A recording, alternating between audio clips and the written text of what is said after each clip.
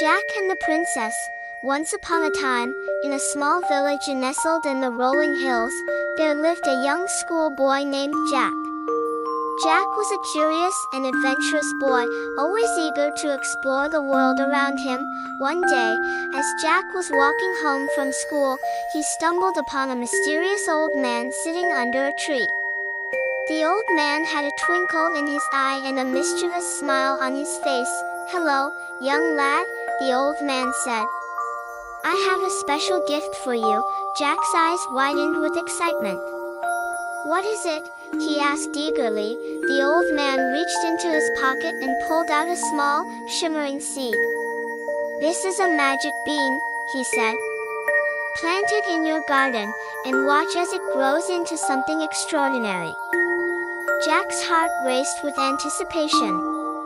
He thanked the old man and hurried home to plant the magic bean in his garden. Days passed, and Jack tended to the bean with care and patience.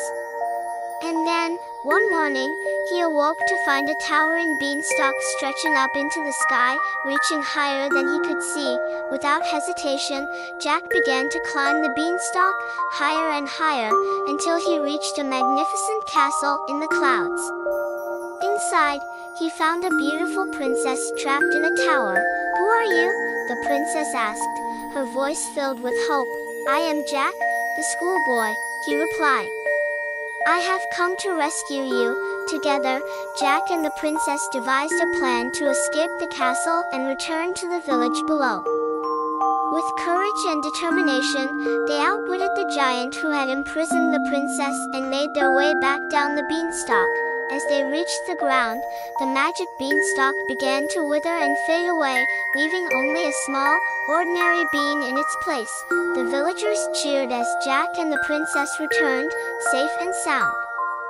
And from that day on, Jack was known as the hero of the village, his bravery and kindness celebrated by all.